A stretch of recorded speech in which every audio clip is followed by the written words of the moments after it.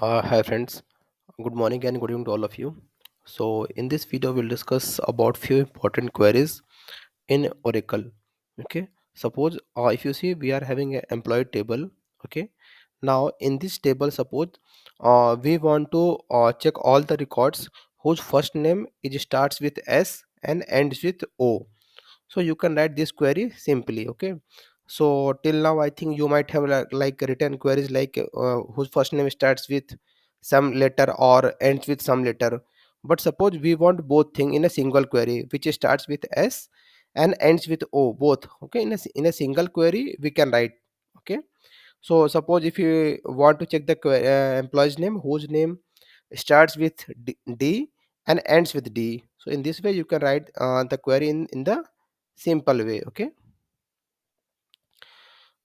if you see here simply all the names of first name starts with D and ends with D, we have written this. Okay, now suppose sometimes you come up with a requirement, you have to print value of some row multiple times. Okay, so simply what you can do, like if you see this is employees table for where employee ID is 105, and again you can use union all clause. Okay, so in this way you can print multiple times. Okay, basically my goal is to not to tell you what is union all clause, okay, what is like operator, but my goal is to just tell you like how we can practically write the queries, what are the project based scenarios which you might have encountered. Okay, so you might have heard about cross join also. Okay, suppose here if you see we have written union all operator to use to print that value multiple two times, but suppose if you have to print the same rows 10 times, 100 times, 50 times. Okay, so to write that union all clause multiple times is not a feasible solution. What you can do, you can use your employees table, and after that you can use this connect by operator.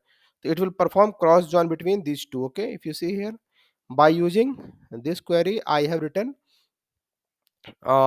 same rows 5 times. Okay, so depends on like same query can be written in multiple ways. Okay, but we have to think in which scenario and in which test case we can perform which operator. Okay, if you see in a single line I can written multiple times if I have to write this value. Okay, so first in first way I have used union all operator, and another way I have used correct by operator. Okay, now suppose if you have to print first day and last day of current month.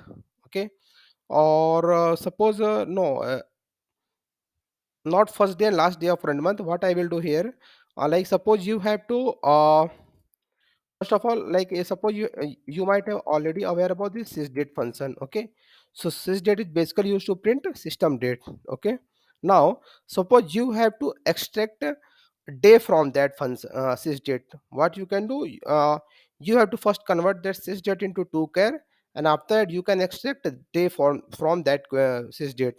Suppose if you see here, if I have in this way I have directly used this date, but suppose if we have to check day of particular date, so I have used the 15th of February 2024. So here what we have used, first we have provided that value in converted that value into to date. After that we have converted into to char, and then we are extracting date from that value. Okay, so these are the simple but useful concepts you might encounter in some of your real time practicals. Okay, thank you.